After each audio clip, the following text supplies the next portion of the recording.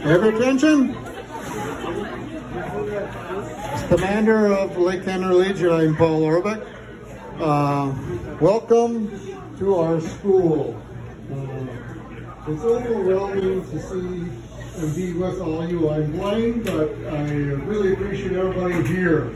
It's awesome that you all came to remember our history, our upbringing. So being an American Legion, we'll start like we did in school. We'll have the Pledge of Allegiance first, so everybody stand and cover. The flags are posted over here.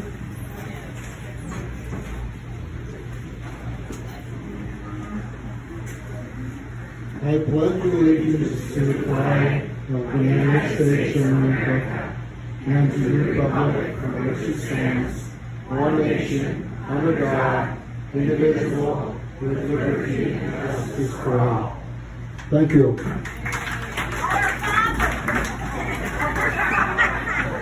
Okay, we're going to have a program here. Michael has done a lot of work. Steve has helped us do a lot of work, and yours truly and our spouses. It's awesome to have everybody together. Michael's got a lot of information, history, and so on and so forth. I will tell you that my dad and Andrew Leeser and Arnold Gully were in the school when it closed. My dad was angry, mad, frustrated. I remember Andrew Leeser being upset.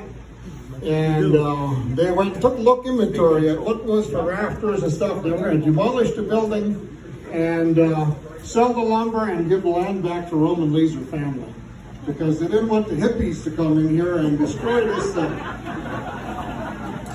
And my dad really was mad because he went to the state capitol and they got not up to even testify about our country schools. So really, this school stayed open 2 years longer than St. Martin and some of the other ones around here. So we were fortunate. But the night of the auction, Norman Yeager bought it. And my dad was standing out here in the steps out here, and he was mad for how many days, really. And he went over to Norman Yeager and he says, "And what in the, you know what are you going to do with this building?" Well, it'll be the post home for Otmar Brown, American Legion. Otmar Brown is the man that's in the showcase over here on this wall.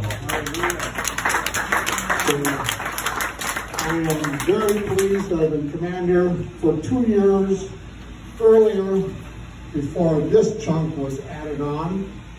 And then at the end of my 2 years when I was commander, Jack Holthaus took over after me as commander, and that's when that particular year we planned to put this handicap accessible in front and back.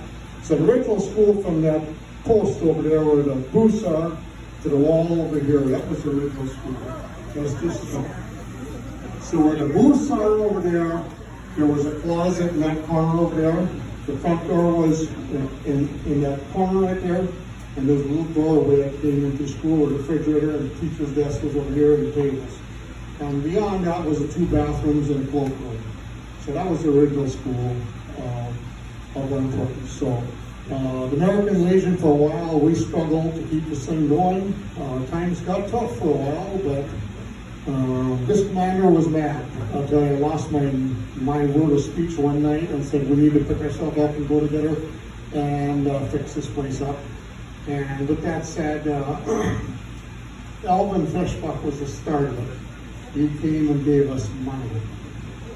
And not one check, but a few months later came another check, and he said, "My son works in the lumber yard and we need to do a roof.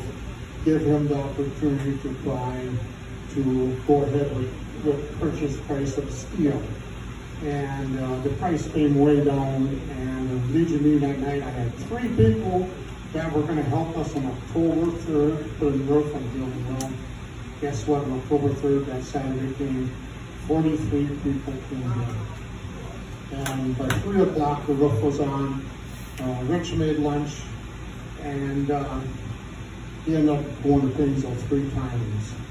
Marianne and I got a cheese sandwich. That's the only food that was left. So we were okay, I have to say that. So as far as American Legion, there's a lot of members. You look at the list up on top here, these are deceased members like Michael and Stevie said, you know, there's a lot of these people up here who you. The white part is the members that belong here. So we're at 111 right now at the Legion Post, and I'm proud of this building because this is where I got my education.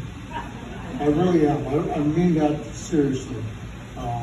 When we look at our rural beginnings, when I started here, I only spoke German, and I was talking to the Schmitz family, the Crescencia here, the Bernard Hamish family.